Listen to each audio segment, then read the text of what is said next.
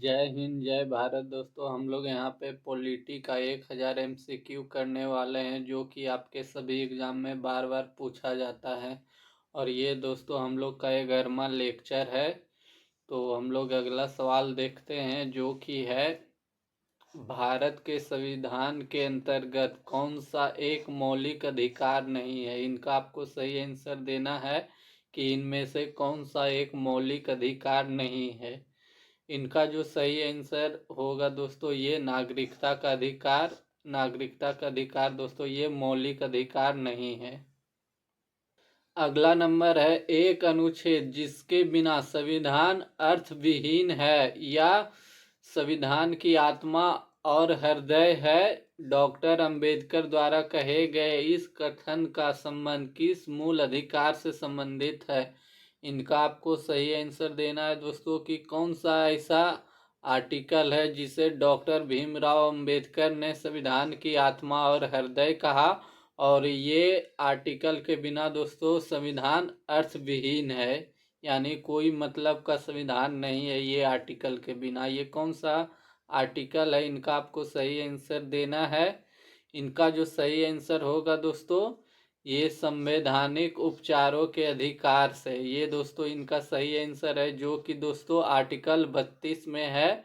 और इन्हें दोस्तों डॉक्टर भीमराव अंबेडकर ने संविधान की आत्मा और हृदय कहा है। अगला नंबर है, भारतीय संविधान के अंतर्गत निम्नलिखित अधिकारों में से कौन सा अधिकार सभी व्यक्तियों को प्राप्त है। इनका आपको सही आंसर देना है कि ऐसा कौन सा अधिकार है जो कि सभी व्यक्तियों को मिलता है। इनका जो सही आंसर होगा दोस्तों, ये विधि के समान संरक्षण का अधिकार। ये दोस्तों सभी व्यक्तियों को मिलता है और ये दोस्तों आर्टिकल 14 में है। आर्टिकल 14 में है। और ये विधि के समान संरक्षण जो है दोस्तों, ये अमेरिका से लिया गया है। अमेरिका के संविधान से लिया गया है विधि के समान संरक्षण का अधिकार। अगला नंबर है, जब सर्वोच्च न्यायालय किसी व्यक्ति अथवा संस्था को उसके दायित्व के निर्वहन हेतु लेख जारी करता है, उसे क्या कहते हैं। इनका आपको सही आंसर देना है। इनका जो सही आंसर होगा दोस्तों, ये परमादेश कहा जाता है। जब भी सर्वोच्च न्यायालय किसी व्यक्ति अथवा संस्था को लेख जारी करता है तो उसे दोस्तों हम लोग परमादेश कहते हैं। अगला नंबर है, भारत में रहने वाला ब्रिटिश नागरिक किस अधिकार का दावा नहीं कर सकता। इनका आपको सही आंसर देना है कि कौन सा अधिकार का दावा नहीं कर सकता है ब्रिटिश नागरिक भारत में।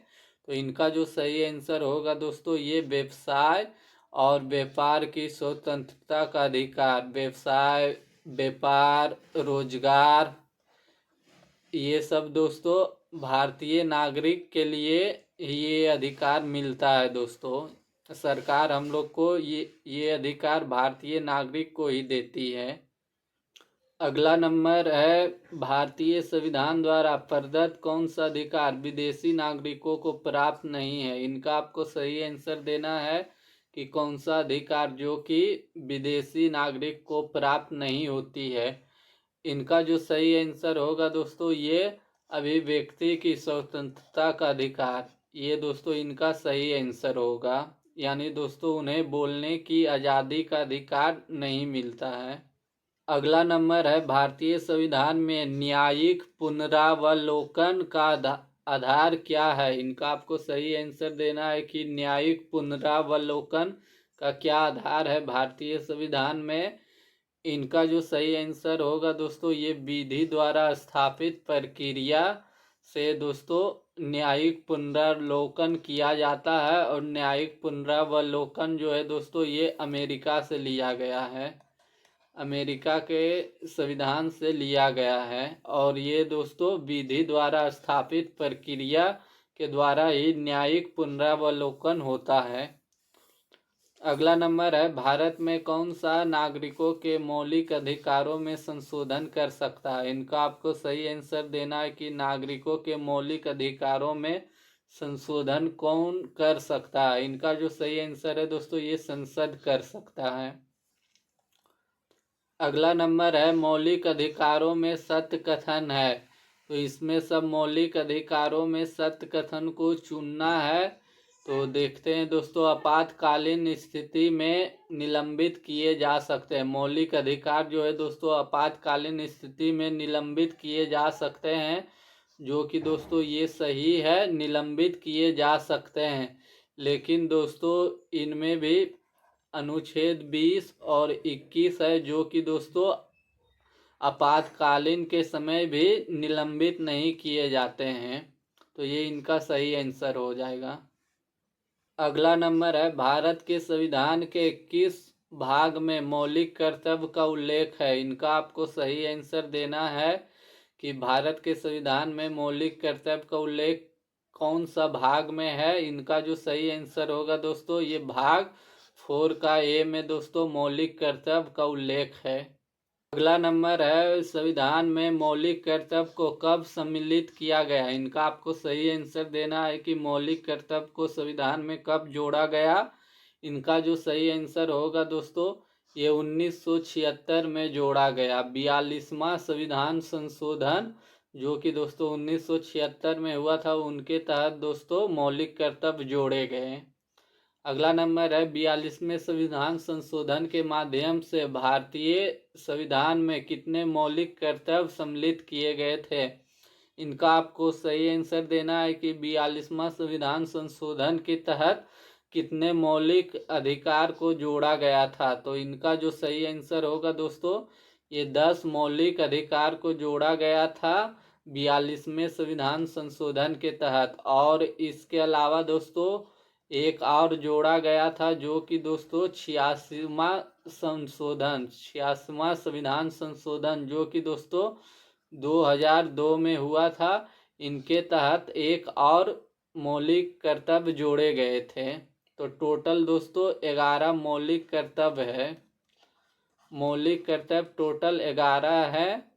अगला नंबर है, निम्नलिखित में से किस समिति ने मौलिक कर्तव्य को शामिल करने की अनुशंसा की थी? इनका आपको सही आंसर देना है कि कौन सी समिति थी जो कि दोस्तों मौलिक कर्तव्य को जोड़ने की अनुशंसा की थी। इनका जो सही आंसर है दोस्तों, ये सरदार स्वर्ण सिंह समिति ने दोस्तों मौलिक कर्तव्य को जोड़ने की अनुशंसा की थी।